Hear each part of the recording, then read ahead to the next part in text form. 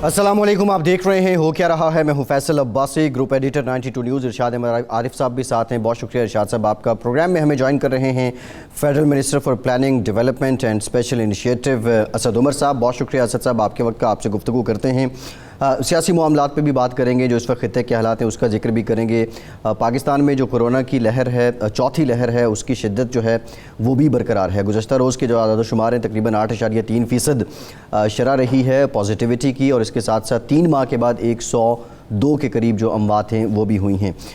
इरशाद साहब, बहुत से अहम मामलात हैं, लेकिन असद साहब से एक बयान भी मंसूब है जिसमें उन्होंने ये कहा है कि सियासतदानों ने सबसे ज़्यादा कोरोना SOPs की खिलाफ वर्जी कह लें या कोरोना से मुतालिक गफलत बरती है। अब आप इस बात से एग्री करते हैं, और जो अवाम का हाल है उन्होंने किस हद तक इसको ओबे किया है इरशाद साहब?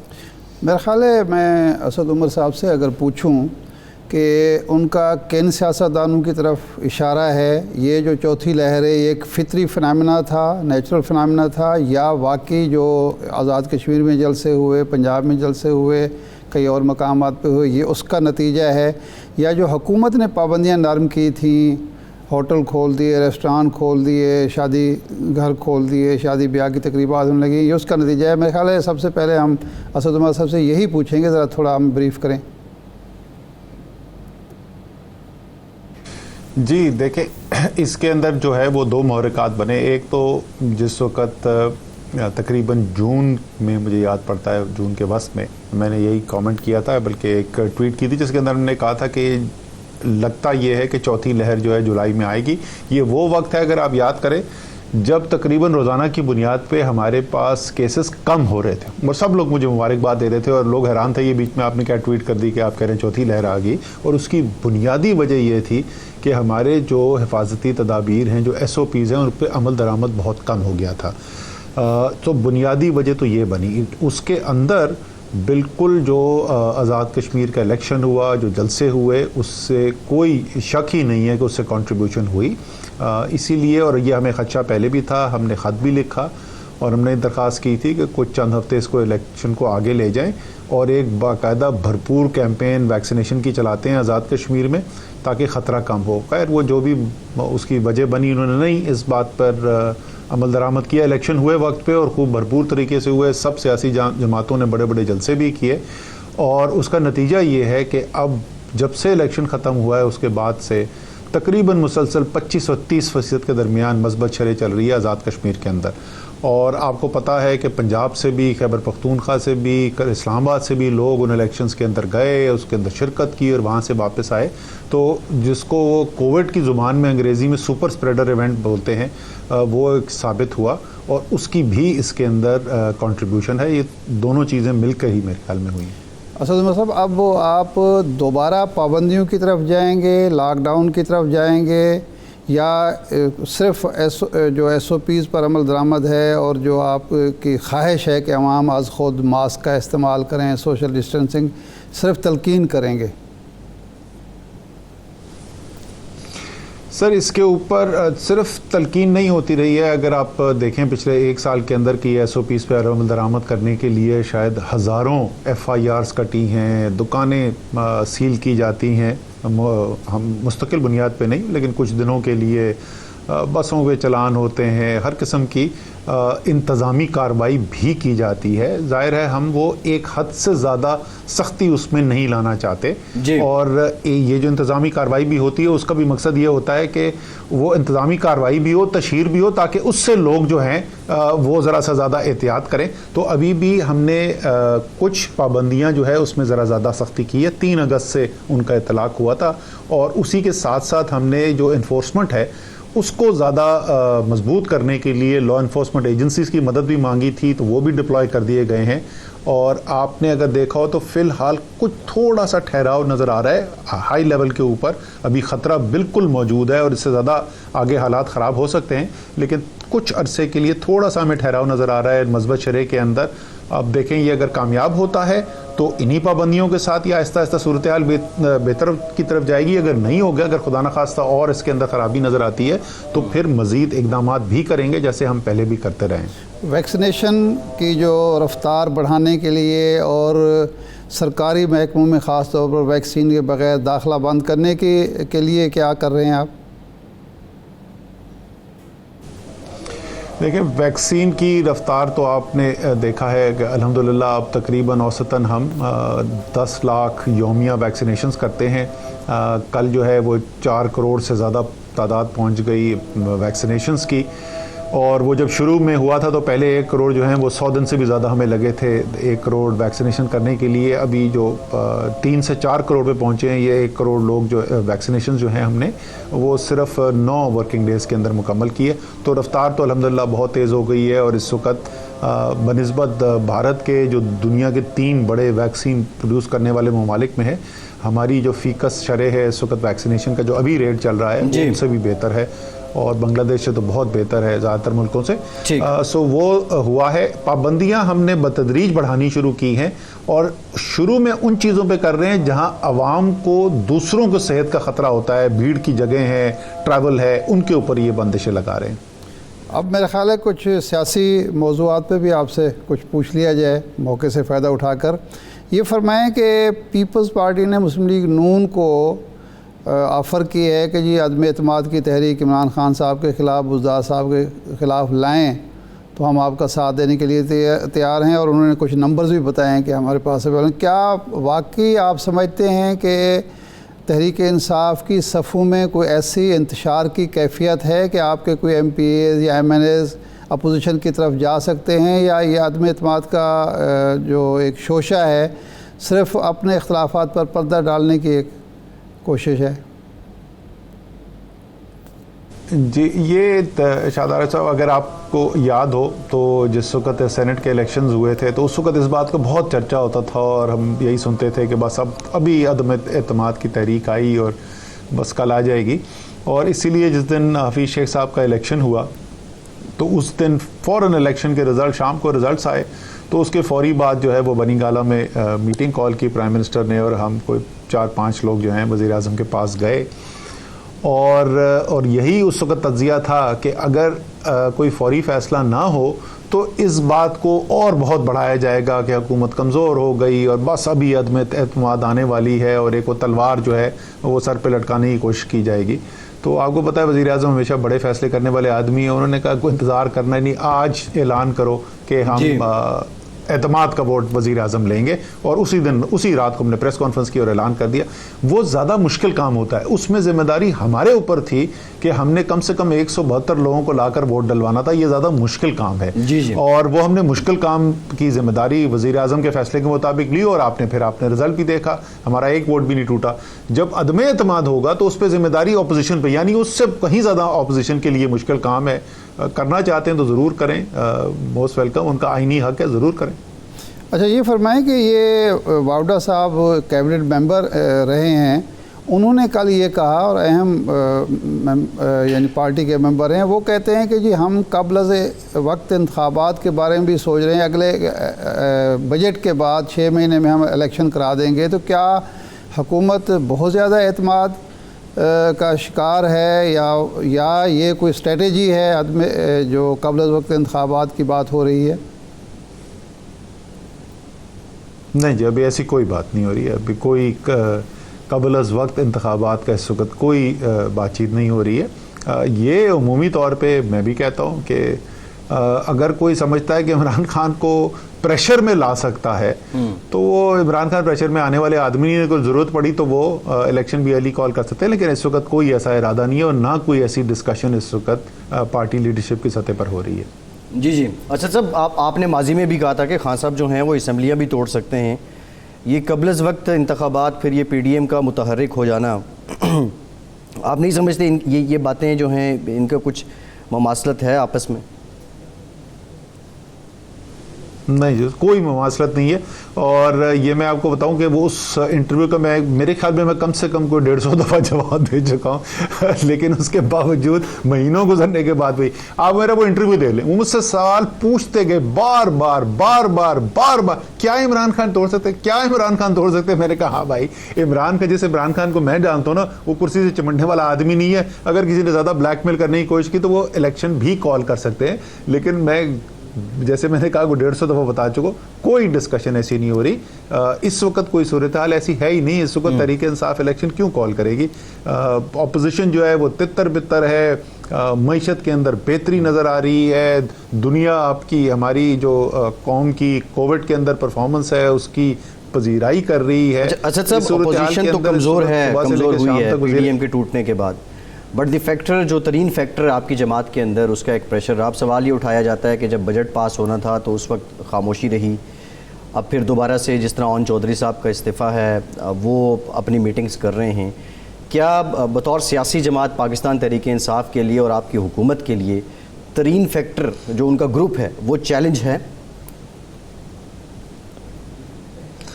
سر یہ میں نے تو نہیں کہتا، یہ تو ترین صاحب خود کہتے ہیں کہ کوئی چیلنج نہیں ہے. اور یہ بجٹ کے سے پہلے بھی جس طرح آپ کہہ رہے ہیں وہ صحیح کہہ رہے ہیں. اور یہ بڑی زبردست ہر ٹی وی پروگرام پہ ہمارے سوال ہوتا تھا کہ یہ بجٹ کیسے پاس کرائیں گے، وہ تو ترین گروپ جو ہے وہ پتہ نہیں کیا کر دے گا. بجٹ ایسی خاموشی سے گزرا کہ اس وقت کے اگر آپ ٹی وی کے پروگرام دیکھیں تو اس وقت کوئی بات چیت بھی نہیں ہوتی تھی اس کے اوپر کہ بجٹ پاس ہو سکے گا کہ نہیں ہو سکے گا، بلکہ بڑی کچھ میڈیا کے حلقوں کے اندر مایوسی کا اظہار کیا گیا اس بات کے اوپر کہ اپوزیشن جو ہے اس نے تو ہتھیار ڈال دیے بغیر کوئی مقابلہ کیے ہوئے. تو یہ اس وقت بھی اٹھائی جاتی تھی بات، اب دوبارہ اٹھائی جا رہی ہے. حقیقت میں یہ ہے کہ حکومت پریشر میں اس وقت آتی ہے جب اس کی پرفارمنس کمزور ہو، جب عوام خوش نہ ہو اور اپوزیشن کو پذیرائی مل رہی ہو. ایسی صورتحال ہے کوئی نہیں، اس کا بالکل برعکس ہے اس وقت. تو صرف ٹی وی پر بیان دینے سے یا پریس کانفرنس کال کرنے سے تو پریشر نہیں حکومت پہ پڑتا.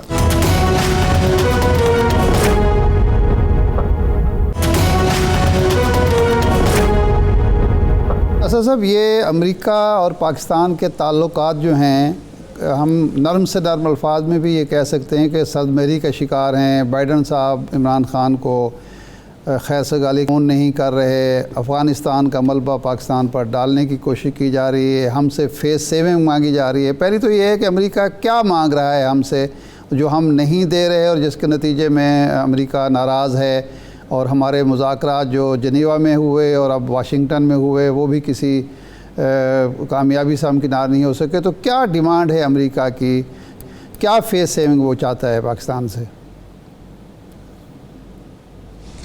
سر ایک تو پہلی بات تو یہ کہ 2018 اور 2020 اور 21 کے اوائل میں ایک مختلف بیانیہ میں سننے میں دکھائی دیا یا سنائی دیا امریکہ کی طرف سے. پہلی دفعہ آپ کو پاکستان کو یہ نہیں کہا جا رہا تھا کہ وہ دوگلے ہیں، وہ کہتے کچھ ہیں کرتے کچھ ہیں. پہلی دفعہ یہ کہا جا رہا تھا کہ پاکستان کا بہت مثبت کردار ہے، اور یہ حکومت کہہ رہی تھی امریکہ کی، اور امریکہ کے صدر کہہ رہے تھے اور ان کے ذمہ داران کہہ رہے تھے. اور وہ حقیقت پر مبنی تھا. اب مسئلہ یہ ہوا ہے جہاں تک ہمیں تجزیہ نظر آتا ہے کہ امریکہ نے ایک فیصلہ کیا کہ انہوں نے افغانستان سے نکلنا ہے. 20 سال کے بعد دنیا کا طاقتور ترین ملک جو ہے وہ ایک غریب افغانستان کو چھوڑ کر واپس جا رہا ہے، اور ان کی جب پسپائی ہو رہی ہے تو ایسے لگ رہا ہے کہ وہیں پر واپس کھڑے ہو گئے جہاں 20 سال پہلے تھے. آپ کو ہر دوسرے دن کوئی صوبائی دارالحکومت کے گرنے کی خبر آتی ہے، طالبان کی جھولی کے اندر جو افغان فوج ہے وہ پسپا ہوتی بھی نظر آ رہی ہے.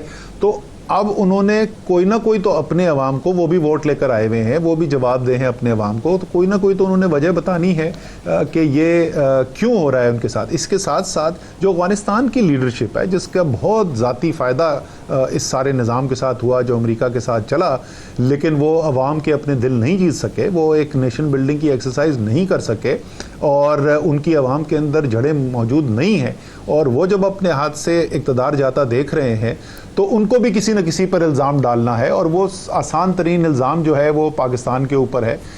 پاکستان سے جو مانگا جا رہا ہے وہ پاکستان کے بس میں ہے نہیں. طالبان پاکستان سے پوچھ کر فیصلے نہیں کرتے. امریکہ اور طالبان کی باقاعدہ فارمل مذاکرات ہوئے ہیں. امریکہ نے ان کو ایک لیجٹمیسی بخشی ہے، ان کو ایک پراپر حریف کے طور پر ایکسیپٹ کیا ہے. تو یہ تو پاکستان کے کیے ہوئے کام نہیں ہے، تو امریکہ کے کیے ہوئے کام ہے. آپ کے خیال میں اگر طالبان قبضہ کر لیتے ہیں کابل پر، عمران خان صاحب تو یہ کہہ رہے ہیں، ہماری حکومت بھی اور باقی ادارے بھی یہی کہہ رہے ہیں کہ جی ہم ایسی صورت میں سوچیں گے کہ ایسی حکومت کو جو قبضہ کرتی ہے بزور طاقت تسلیم کرنا چاہیے یا نہیں، اور عالمی برادری کا رد عمل بھی دیکھیں گے. لیکن ہمارے قومی مفاد میں کیا ہوگا جبکہ امریکہ آپ خود فرما رہے ہیں کہ لیجیٹیمیٹ اس کے ساتھ جو معاہدہ کیا ہے امارات اسلامی افغانستان کے ساتھ کیا ہے، ایک لیجیٹیمیٹ مان چکا ہے اس کو. تو ایک بات. دوسرا یہ ہے کہ یہ فیس سیونگ اگر ہم نہیں دیتے تو اس کے بعد امریکہ کا رد عمل مزید ہمارے خلاف کیا ہو سکتا ہے، کہاں کہاں وہ ہمیں ہمارا ہاتھ مروڑ سکتا ہے؟ دیکھیں، پہلی بات تو پاکستان کا جو ہے انٹرسٹ کیا ہے اس کے اندر، کیا پاکستان کے لیے بہتر ہے. پاکستان کے لیے تو سب سے بہتر یہی ہے کہ افغانستان کے اندر امن ہو اور افغانستان میں ایسی ایک حکومت ہو جس کو تمام افغان عوام قبول کرتے ہوں اور وہ مانتے ہوں کہ ہاں یہ ہمارے اوپر اقتدار کا حق رکھتے ہیں. یہ پاکستان کے انٹرسٹ میں بھی ہے اور ہمارے خیال میں ظاہر ہے کہ یہ افغانستان کے انٹرسٹ میں بھی ہے. تو پاکستان کی تو پوری کوشش کل بھی یہی رہی ہے اور آج بھی یہی ہے کہ کوئی ایسی صورتحال پیدا ہو جہاں افغان عوام، پاکستانی نہیں، امریکی نہیں، افغان عوام جو ہیں اور ان کے نمائندے بیٹھ کر کوئی فیصلہ کر سکیں اور آپس میں ایسا سمجھوتا بن سکے جس سے قومی یکجہتی کی فضا پیدا ہو افغانستان کے اندر. اگر یہ نہیں ہوتی تو پاکستان نے اس کے اوپر اثر انداز ہونے کی کوشش نہیں کرنی. حالانکہ اس سے پاکستان کے اوپر اثرات ضرور آئیں گے، لیکن پاکستان نے اس کے اوپر اثر انداز ہونے کی کوشش نہیں کرنی. جو بھی افغانستان کے اندر ہوگا وہ افغان کریں گے، اور جب وہ ایک دفعہ صورتحال پیدا ہو جائے گی، اگر جس کا آپ مفروضے کی بات کریں، اگر وہ صورتحال پیدا ہو جاتی ہے تو ظاہر ہے اس وقت پاکستان کی قومی لیڈرشپ کو بیٹھ کر دیکھنا ہوگا کہ عالمی حالات کیا ہیں، افغانستان کی صورتحال کیا ہے. جی اسد صاحب، ایک اور معاملہ ہے کہ آج جو پرائم منسٹر نے اسٹیٹمنٹ دی کہ امریکہ پاکستان کو صرف افغانستان میں گند صاف کرنے کے لیے کارآمد سمجھتا ہے. اس اسٹیٹمنٹ کے بعد کیا سمجھیں کہ پاکستان کی جو امریکہ پالیسی ہے اس میں شفٹ آ چکا ہے یا وہ تبدیل ہو رہی ہے؟ دیکھیں جی، عمران خان صاحب کے ساتھ یہ ہوتا ہے کہ ان کا کوئی ذاتی مفاد تو ہوتا نہیں. یہ بدقسمتی سے پاکستان کی تاریخ رہی ہے کہ ہمارے جو لوگ صاحب اقتدار رہے ہیں، کیونکہ امریکہ کا ایک اثر و رسوخ رہا ہے پاکستان کے اندر، وہ ان کے اپنے ذاتی مفاد جڑے ہوئے ہوتے تھے کہ وہ ریلیشن شپ یا وہ رشتہ جو پاکستان اور امریکہ کے درمیان ہوتا تھا، اور وہ اثر انداز ہوتے تھے ان کے فیصلوں کے اوپر. یہاں تو کوئی ذاتی تو کوئی مفاد ہے کوئی نہیں. وہاں پہ نہ کوئی کاروبار ہونا ہے، نہ کوئی وہاں پہ بچوں نے وہاں پہ یا یہاں سے کسی نے پناہ لے کے جانا ہے. تو اس لیے جو پاکستان کے مفاد میں ہے، جو پاکستان کا ایک محب وطن شہری ایک کمرے کے اندر بیٹھ کے جو بات کرتا ہے، عمران خان جو ہے وہ وزیر اعظم کے طور پہ وہی بات جو ہے وہ عوام کے سامنے کہہ دیتے ہیں. یہ حقیقت ہے کہ امریکہ کی جو پالیسیز جو ہیں وہ پاکستان کے بارے میں وہ ایک مستقل مزاجی نہیں دکھاتی. وہ پالیسی جو ہے وہ بدلتی رہی ہے. اور جب پاکستان کی پالیسی امریکہ کے بارے میں اب پالیسی ہے، دیکھیں پاکستان چاہتا ہے دنیا میں سب کے ساتھ امن ہو، سب کے ساتھ دوستانہ تعلقات ہوں، یا کم سے کم ایک اچھی سول ریلیشن شپ ہو. تو پاکستان کوئی امریکہ کا کوئی دشمن نہیں ہے، نہ پاکستان کا کوئی ایسا ارادہ ہے کہ امریکہ کے خلاف کوئی کام کرے. لیکن امریکہ کا افغان جو مسئلہ ہے اس کے حل کے لیے ہم اس کو اپنے اوپر سوار کر لیں اور ہم اب پاکستان کے جو مفاد ہیں ان کو پیچھے رکھ کے ہم امریکہ کے مفاد کو یہ نہیں ہونے والا. اچھا اسد صاحب، یہ مسلسل اپوزیشن کی طرف سے پروپیگنڈا ہو رہا ہے کہ سی پیک جو ہے اس کا سلو ہے اس امریکی دباؤ کی وجہ سے، اور اس کی وجہ سے چائنیز بھی بعض اوقات گلا شکوہ کرتے ہیں. تو آپ کا چونکہ پلاننگ کمیشن اور آپ کا منسٹری سے بھی متعلقہ ہے یہ معاملہ، تو کیا واقعی ہم امریکی دباؤ میں کوئی سلو کر چکے ہیں سی پیک کو، اور یہ جو چیئرمین کا استعفیٰ ہے یہ بھی اسی سلسلے کی کڑی ہے؟ اچھا، یہ تو ایک جو چیئرمین کا استعفیٰ جو ہے ارشاد صاحب، وہ بڑی مزدار چیز ہے. کوئی کہتا ہے امریکہ کی وجہ سے نکل گئے، کوئی کہتا ہے چین کی وجہ سے نکلے. وہ نہ امریکہ کی وجہ سے گئے نہ چین کی وجہ سے گئے. اپنی ایک ان کی اپنی ذاتی ایک خواہش تھی. وہ دیکھ رہے تھے کہ اس طرف سی پیک جا رہا ہے اور ان کے خیال میں کون بہترین لیڈرشپ پرووائڈ کر سکتا ہے. وہ باہمی مشاورت سے بات ہوئی. جہاں تک سلو ڈاؤن کی تعلق ہے، دیکھیں جو تحریک انصاف کی جو حکومت آئی تو سی پیک کیا تھا؟ سی پیک جو تھا اس وقت تک بنیادی طور پر بہت بڑے بڑے بجلی کے منصوبے تھے اور کچھ سڑکیں تھیں. اس کے اندر بھی جو بنیادی سی پیک کا راستہ ہے، جو مغربی راہداری ہے، اس کے اوپر نہ ہونے کے برابر کام ہوا تھا. ایک تو ساری وہ مغربی راہداری جو ہے وہ آ کے مکمل ہی تحریک انصاف کی حکومت کر رہی ہے اور سینکڑوں اربوں روپے اس کے اوپر لگائے جا رہے ہیں. دوسرا یہ صرف اب انرجی اور انفراسٹرکچر نہیں رہا. اس کے بعد 2015 میں آپ کو پتا ہے کہ لانگ ٹرم ایگریمنٹ سائن ہوا تھا جب پریزیڈنٹ شی آئے تھے. 3 سال کے بعد بھی یہاں پہ کوئی صنعتی زون نہیں تھا. آج جو ہے فیصل آباد میں صنعتی زون کام کر رہا ہے, رشکئی خیبر پختونخوا میں کام کر رہا ہے اور دھابے جی سندھ کے اندر جلد وہ کام اپنا شروع کرنے والا ہے. اسی طریقے سے سائنس اینڈ ٹیکنالوجی اور زراعت دونوں کے اوپر نئے معاہدے سائن کیے گئے, نئے جوائنٹ ورکنگ گروپ بنے اور یہ اگلی جو جی سی سی ہو رہی ہے اس میں انفارمیشن ٹیکنالوجی کا جوائنٹ ورکنگ گروپ. تو جو ایک محدود نوعیت کا سی پیک تھا وہ اب ایک وسیع تر سی پیک بن کے سامنے آیا ہے اور صرف وہ اس کے اندر وسعت نہیں آئی, اس کے اندر گہرائی بھی آئی ہے. جی ٹھیک ہے. اسد عمر صاحب بہت شکریہ. وفاقی وزیر پلاننگ اینڈ ڈیولپمنٹ ہمارے ساتھ موجود تھے. ایک بریک لیتے ہیں اور بریک کے بعد جو تحریک عدم اعتماد کی بات ہو رہی ہے, پیپلز پارٹی آفر کر رہی ہے, یہ کس بیس پہ کر رہی ہے اور نون لیگ اس سے متعلق کیا رائے رکھتی ہے, خرم دستگیر صاحب مسلم لیگ نون کے سینئر رہنما ہمیں جوائن کریں گے. ہمارے ساتھ رہیے.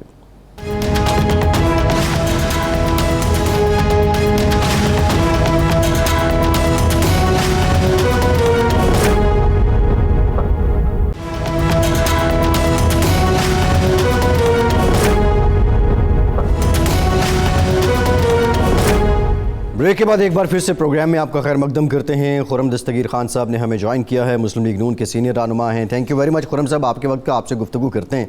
ارشاد صاحب, یہ تحریک عدم اعتماد کیا کوئی جاندار چیز لگ رہی ہے, کچھ پائیدار ہے, مستند ہے, یا پہلے جیسی باتیں ارشاد صاحب؟ یہ تو اب ہم خرم صاحب سے پوچھیں گے کہ پیپلز پارٹی نے ایک نئی پیشکش آپ کو کر دی ہے. وہ کہتے ہیں جی نمبر بھی ہم پورے کر کے دیں گے, پنجاب میں بھی اور مرکز میں بھی, بس آپ تحریک عدم اعتماد لائیں اور اس سے جو فائدہ ہوگا کہ پی ڈی ایم ایک دفعہ پھر انٹیکٹ ہو جائے گی اور اتحاد مضبوط ہو جائے گا. تو خرم صاحب, یہ اتنی اچھی آفر آپ قبول کیوں نہیں کرتے؟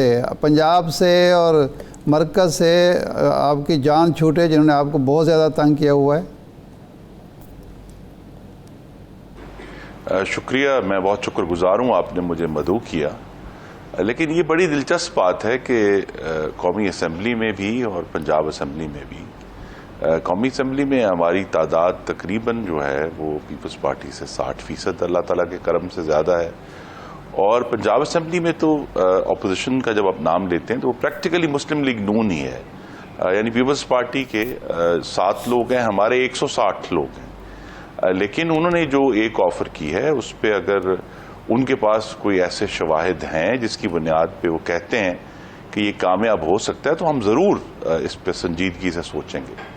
لیکن یہ جو تحریک عدم اعتماد اس وقت لے کر آنا ہے خاص طور پہ قومی اسمبلی میں, وہ تو اسی طرح ہے کہ ہمیں پھر اس معیشت اور خارجہ پالیسی اور وفاقیت کا جو جنازہ پی ٹی آئی نے نکالا ہے اس کو کندھا دینا ہوگا اگلے 2 سال میں, کیونکہ بہت ہی گمبھیر ایشوز ہیں معیشت کے, جس میں کووڈ کی وجہ سے پچھلے 1.5 سال سے ایک تعطل آیا کہ وہ جو ری پیمنٹس کرنی تھی وہ نہیں کی. آئی ایم ایف کا پروگرام بھی سسپینڈ ہو گیا تو ان کو ایک سمجھے سانس لینے کی جگہ مل گئی.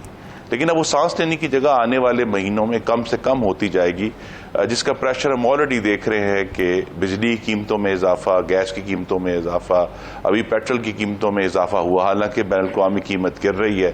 اور اس کے علاوہ آنے والے دنوں میں جو فور کاسٹ ہو رہی ہے کہ ستمبر میں گیس کی قیمت میں بھی اضافہ ہوگا.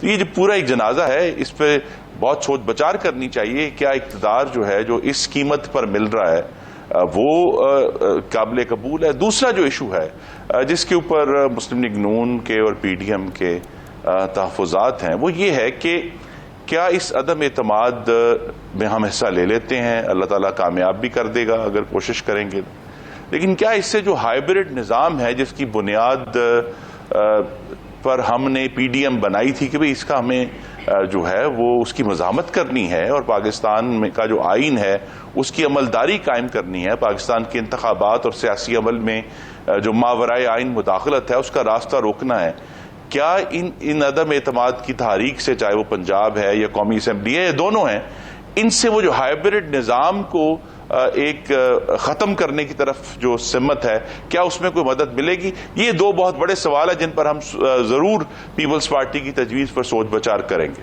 خرم صاحب، جب آپ استعفوں کی بات کر رہے تھے، اگر آپ لوگ مستعفی ہو جاتے اور یہ نظام گر جاتا تو پھر وہ ہائبرڈ نظام موجود نہ رہتا اور آپ کو فیئر اینڈ فری اور الیکشن بھی مل جاتے اور وہ لیول پلینگ فیلڈ بھی مل جاتی ایک حکومت کے گرنے سے، کہ وہ عدم اعتماد کے ذریعے گرے تو نظام موجود رہتا ہے، استعفے کے ذریعے گرے تو پھر وہ ختم ہو جاتا ہے۔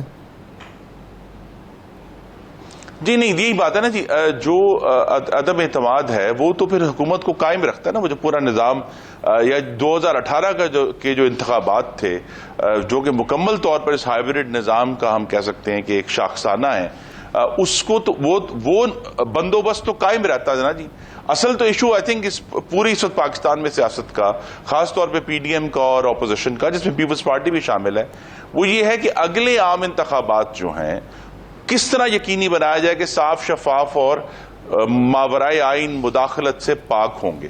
اس سوال کا جواب جو ہے وہ ابھی تک واضح نہیں ہے، اور اسی لیے یہ کوشش جاری ہے، اسی لیے پی ڈی ایم کے اندر اتنی جو ہے وہ اکھاڑ پچھاڑ ہوئی ہے، اور آنے والے دنوں میں پھر اگر پیپلز پارٹی کی یہ تجویز ہے تو قومی اسمبلی میں ہم روز ساتھ بیٹھتے ہیں، سینٹ میں روز ساتھ بیٹھتے ہیں، اس پر ضرور ان سے بات ہو۔ نہیں خرم صاحب، ان پرنسپل آپ نہیں سمجھتے کہ پیپلز پارٹی کا استعفے نہ دینا اور استعفوں سے پیچھے ہٹنے کا موقف ٹھیک تھا، اور اسی وجہ سے آپ آج انٹیکٹ ہیں سسٹم کے ساتھ؟ نہیں، میں اختلاف کروں گا۔ دیکھیے، ہم نے ضرور پیپلز پارٹی کا جو ٹیکٹک تھا اس کے تحت ہم نے ضمنی انتخابات لڑے، ہمیں مسلم لیگ نون کو اللہ تعالیٰ نے کامیابیاں دیں ضمنی انتخابات میں، نوشہرہ میں اور خوشاب میں اور ڈسکہ میں، وزیر آباد میں۔ ابھی ایک ناکامی بھی ہمیں حاصل ہوئی ہے سیالکوٹ میں، یا اے جے کے ایشوز جو ہیں، لیکن وہ جو بنیاد، اسی لیے میں نے ہائبرڈ نظام کا ذکر کیا ہے نا، کہ وہ جو بنیاد کے اندر ایک خرابی ہے اس کو ٹھیک کرنے کی طرف ہم نہیں جا رہے۔ کہ اگر جو ہیں وہ لاہور سے پچھلے ویکینڈ جو ہیں وہ 2 جرنلسٹ اٹھا لیے جاتے ہیں صرف ان کی گفتگو اور اظہاریے کی بنیاد پہ، حالانکہ انہوں نے کوئی جرم ہماری نظر میں نہیں کیا سوائے یہ کہ انہوں نے کچھ تنقید کی ہے۔ تو اگر یہ مستقل واقعات ہوتے رہیں گے اور مستقل طور پہ پاکستان میں کبھی سیاستدانوں کے اوپر، کبھی میڈیا کے اوپر پریشر جاری رہے گا، تو وہ جو جمہوری سمت ہے جس طرف ہم اصل میں جانا چاہتے ہیں، اس کی طرف میں بڑے ادب سے عرض کروں گا کہ اس سال کے آغاز سے لے کر اب تک کوئی پیش رفت نہیں ہوئی۔ خرم صاحب، یہ فرمائیں کہ جو صورتحال ہے پی ڈی ایم کی، وہ تو خیر آپ بتا رہے ہیں نا کہ وہ اب برج نہیں ہو رہی، لیکن خود مسلم لیگ کے اندر بھی تو جو اظہاریہ ہے یا بیانیہ ہے وہ مختلف چل رہا ہے نا۔ آپ اس سسٹم کو ایک نیریٹو یہ ہے کہ گرا دیا جائے، ختم کر دیا جائے، اور دوسرا ہے کہ مفاہمت کا راستہ اختیار کیا جائے، سسٹم کو چلنے دیا جائے۔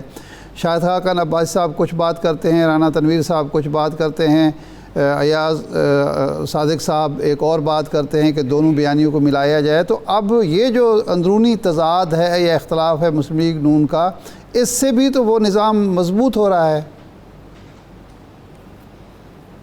جی، اس میں کوئی شک نہیں ہے، اور علامہ اقبال سے معذرت کے ساتھ، لیکن مسلم لیگ نون کے اہل بیانیہ صورت خورشید جیتے ہیں، ادھر نکلے ادھر ڈوبے، ادھر ڈوبے ادھر نکلے۔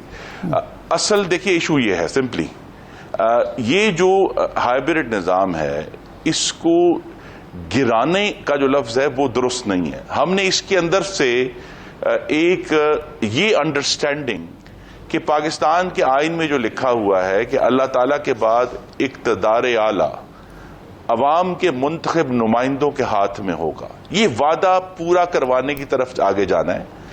اس میں ہمارے جو مقتدرہ حلقے ہیں، مقتدرہ ادارے ہیں، وہ بھی موجود ہیں جو کہ ہمارے ادارے ہیں، جو کہ ہمارا حصہ ہیں، ہم میں سے ہیں، ہماری ریاست کا حصہ ہیں۔ ان کو گرانا مقصد نہیں ہے، مقصد یہ ہے کہ وہ اپنے آئینی کردار کے اندر کچھ حد تک محدود ہوں، تاکہ عوام کی رائے اور عوام جو جمہوری نظام ہے، اسلامی جمہوریہ پاکستان ہے، اس کو وہ رستہ ملے۔ اب اس مقصد تک پہنچنے کے لیے ایک طریقہ جو ہے وہ شہباز شریف صاحب کا یہ خیال ہے کہ یہ معاملہ گفتگو سے حل ہونا چاہیے۔ اور وہ بھی گفتگو ایسی جو یعنی وہ مخفی ہو اور مخفی طریقے سے اس پر بات کی جائے کہ بھئی کس طرح ہم نے اگلا انتخاب جو ہے وہ صاف لینا ہے. میاں نواز شریف چونکہ اب 3 دفعہ اس ملک کے وزیر اعظم رہ چکے ہیں, ان کو بہت سارے ایسے تلخ تجربے ہیں جس کی بنیاد پر انہوں نے سارے معاملات کو کھولا ہے عوام کے سامنے, اور انہوں نے تنقید بھی کی ہے. اور یہی میں اس کو بیانی کی جنگ نہیں کہوں گا, میں حکمت عملی کا اختلاف کہوں گا کہ بھئی اگر ہم نے انتخابات تک پہنچنا ہے تو کون سا رستہ ہے جس کے ذریعے ہم پہنچ سکتے ہیں, اور اس کے درمیان ایک تناؤ ہے جو جاری رہے گا. لیکن ایک کارکن جو آپ کا کارکن ہے, جو سیاسی ورکر ہے آپ کا مسلم لیگ نون کا, اس کو سرکار سمجھ نہیں آ رہی وہ نواز شریف والی مزاحمت کا سرا پکڑیں یا شہباز شریف والی مفاہمت کا سرا پکڑیں. یہ آپ ذاتی طور پر کیا سمجھتے ہیں کہ مزاحمت کے ذریعے یہ مقصد حاصل ہوگا یا مفاہمت کے ذریعے؟ جی دیکھیے, میں چونکہ ایک اللہ تعالیٰ کے کرم سے اور گجرانوالہ کے ووٹروں کی مہربانی سے اور ان کی محبت سے ایک منتخب نمائندہ ہوں.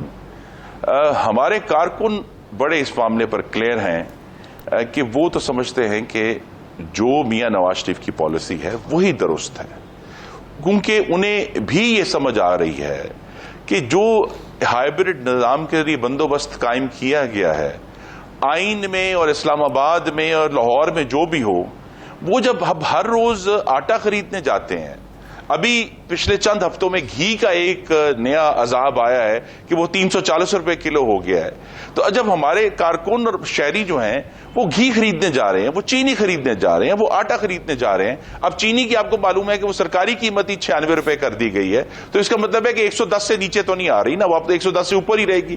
تو یہ جو ان کے اوپر روزانہ کے عذاب ہیں, وہ یہ سمجھتے ہیں کہ یہ نیگوسیشن کے, دیکھیں کیونکہ ایک ہے کہ جی ایشو ہم کہتے ہیں اچھا جی یہ ہم نے آئینی حدیں تعین کرنی ہے, لیکن یہ بھی تو دیکھیں نا, جب آئینی حدود توڑی گئی ہیں اس کا نتیجہ 110 روپے کلو چینی, 340 روپے کلو گھی, 200 روپے کلو دال, اس بجلی بے شمار مہنگی, اس کے نتیجے میں نکلا ہے. اور آپ وہ شخص جو کریانے کی دکان پر جا رہا ہے اس کو کریانے کا والا یہ نہیں کہہ سکتا کہ بھئی یہ گھی چلو مہنگا ہے لیکن دیکھو گاڑیاں تو سستی ہو گئی ہیں, یا دیکھو چینی بہت مہنگی ہے لیکن واہ جی واہ سیمنٹ جو ہے وہ بڑا بک رہا ہے. بھئی اس کی بھوک کا وہ علاج نہیں ہے. تو جو ہائیبرڈ نظام کے جو آئینی مزبرات ہیں وہ اپنی جگہ پر ہیں, لیکن اس کے اثرات جو عوام پر پڑ رہے ہیں وہ بھی اپنی جگہ پر ہیں, اور وہ جو اثرات عوام پر پڑ رہے ہیں وہ عوام کو نواز شریف کے مزاحمت بیانیہ کی طرف لے کر جا رہے ہیں. تو اس کا مطلب ہے خرم صاحب کہ آپ کا جو کارکن ہے وہ یہ سمجھتا ہے کہ شہباز شریف صاحب کی جو مفاہمتی پالیسی ہے یا مفاہمتی بیانیہ ہے وہ ناکام ہو چکا ہے.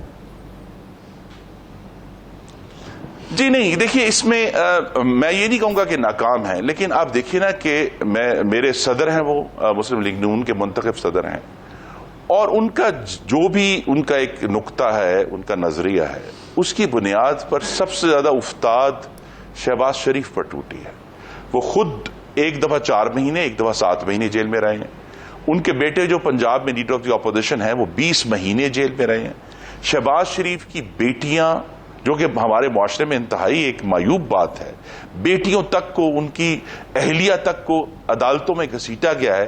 تو یہ نہیں ہے کہ جو بات یہ کرتا ہے کہ جی مفاہمت ہونی چاہیے, اس کے ساتھ کوئی نرم ہاتھ رکھا گیا. اس نے بہت بڑی تکلیف سہی ہے, ان کے تمام اکاؤنٹ سیز ہیں, ان کا کاروبار بند ہے, ان کو مالی اور ذاتی تکالیف تو بے شمار ہوئی ہیں, سیاسی تکالیف بے شمار ہوئی ہیں, لیکن بہرحال وہ اپنے نظریے پر قائم ہے. لیکن جو دور سے بیٹھ کر کارکن دیکھنے والا ہے وہ یہ سمجھتا ہے کہ بھئی جو کہتا ہے مفاہمت کرو, اس کے اوپر تو خود سب سے بڑی مطلب تو یہ ہوا, کون سی مفاہمت ہے جس کے نتیجے میں آپ کو جیلوں میں جانا پڑتا ہے. نہیں, اس کا مطلب تو یہ ہوا کہ جو جیلوں میں گئے, جو آزمائش سے گزرے, وہ تو مفاہمت چاہتے ہیں, اور جو کارکن بیٹھا ہے آرام سے اپنے گھروں میں وہ مزاحمت چاہتا ہے.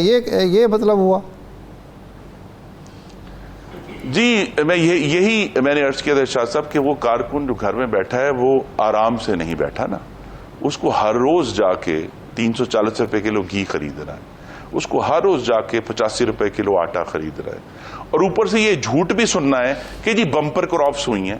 وہ اخبار میں صبح پڑھتا ہے یا ٹی وی پر دیکھتا ہے کہ جی کون سی بمپر کراپ ہے جس کے نتیجے میں لاکھوں ٹن چینی امپورٹ کرنی پڑ رہی ہے, لاکھوں ٹن گندم امپورٹ کرنی پڑ رہی ہے, یعنی گندم تو ملینز آف ٹنز میں امپورٹ کرنی پڑ رہی ہے, یعنی 10 لاکھ 20 لاکھ ٹن گندم امپورٹ کرنی پڑ رہی ہے. جی تو اس کی جو روزانہ کی تکلیف ہے وہ یہ دیکھتا ہے کہ وہ جب سرکاری دفتر میں جاتا ہے تو وہ تمام سہولیات جو ہسپتالوں میں دوائیوں کی شہباز شریف صاحب کے دور میں اس کو دی گئی تھی وہ اس سے واپس لے لی گئی ہیں. وہ دوائی نہیں خرید سکتے, دوائی 500% مہنگی ہو گئی ہے.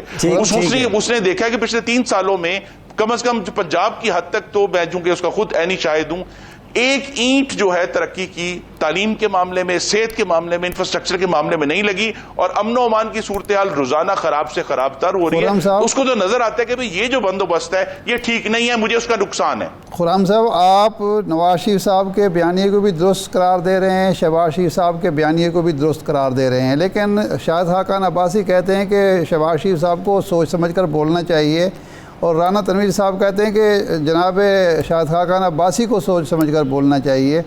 تو اتنا زیادہ تضاد پارٹی کے اندر ہے, کنفیوژن ہے کہ کوئی ایک لائن لینے کے لیے تیار نہیں ہے یا بن نہیں رہی. جی لائن ایک ہی ہے, اور وہ نہیں, اس کے قائد محمد نواز شریف ہیں. ان کی حد تک ہم سب بما شہباز شریف جو ہیں وہ ان کی قیادت میں, نواز شریف کی قیادت میں متحد ہیں. اور یہی سوال ہمارے سامنے ہے کہ جب ایک ایسا بندوبست قائم کر دیا جائے اس ہائبرڈ نظام کا, اس کو ہمیں کس طرح اس میں سے نکلنا ہے, یہ بہت بڑا پاکستان کی تاریخ کا سوال ہے. یہ آج کی سیاست کا سوال نہیں ہے کہ کیا ہم نے 74 سال اسی دائرے میں بند رہنا ہے کہ کچھ دیر جمہوریت آئے, پھر آمریت آ جائے یا ہائبرڈ نظام آ جائے, پھر کچھ دیر جمہوریت آئے, پھر ہم ایک ایسے ویشیس سرکل میں, یعنی ایک خوفناک دائرے میں پھنسے ہوئے ہیں. پی ڈی ایم نے اس کا ایک رستہ نکالنے کی کوشش کی ہے, اور یہ جو بیانیے کی بات ہم سب کرتے ہیں یہ بھی اس میں سے رستہ نکالنے کی جنگ ہے, اور مسلم لیگ نون جو ہے وہ نواز شریف کی قیادت میں متحد ہے. لیگ رستہ نکال پاتی ہے. خیر یہ تو وقت ہی بتائے گا. ایک بریک لیتے ہیں اور بریک کے بعد یہ جاننے کی کوشش کریں گے کہ کیا الیکشن وقت سے پہلے ہوں گے. ہمارے ساتھ رہیے.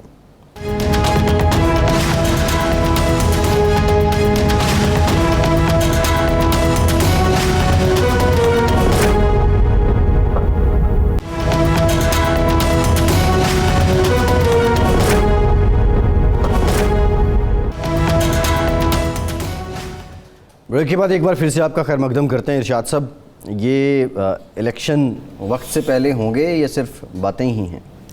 دیکھیں, یہ بات تو وثوق سے نہیں کی جا سکتی کہ جناب عمران خان صاحب ایسا سوچ رہے ہیں یا حکومت کی یہ سوچ ہے کہ الیکشن قبل از وقت کرا دیے جائیں.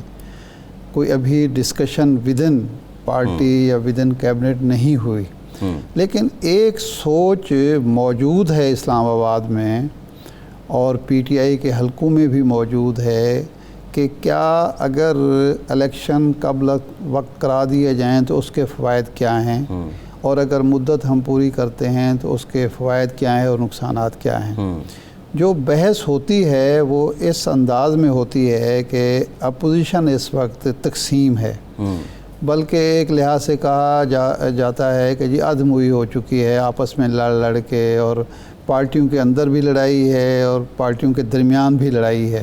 تو اس کا فائدہ حکومت اٹھا سکتی ہے کہ اگلا بجٹ ایک عوامی قسم کا بجٹ دے دیا جائے, اور سیاسی بجٹ دیا جائے معاشی صورتحال کو بالائے طاق رکھ کر, اور پھر اس کے بعد اس سے پہلے کہ اپوزیشن سنبھل سکے الیکشن اناؤنس کر دیے جائیں دسمبر 22 میں یا, اور اس میں کچھ جو عسکری سطح پر تبدیلیاں ہونی ہیں ان کو بھی مد نظر رکھا جائے.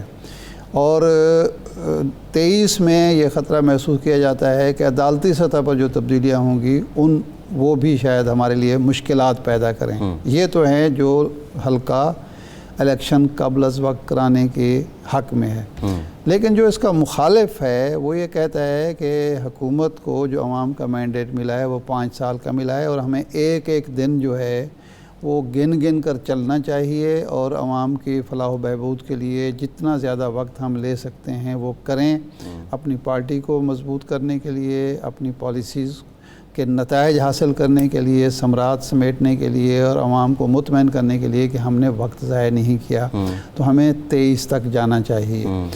दूसरी वजह ये बयान की जाती है कि 3 साल में हमारा सारा जो वक्त है वो गुज़रा है, कभी मईशत के साथ लड़ते हुए, कभी कोरोना के साथ लड़ते हुए, कभी अपोजिशन के साथ लड़ते हुए, और अब हम इस पोजीशन में तो आ गए हैं कि थोड़ा बहुत इस्तेहकाम आया है, लेकिन हम आवाम के सामने क्या लेकर जाएंगे, ये कौन सी हमारी पॉलिसी के समरात हैं जो हम पेश करेंगे। ये जो दो स्कूल ऑफ थॉट हैं, आप जी कह रहे हैं कि इस वक्त हुकूमत में मौजूद हैं, कि एक कहता है कि कबल अज़ वक्त इलेक्शन हो जाने चाहिए और एक कहता है कि अपनी मुद्दत जो है वो मुकम्मल करनी चाहिए।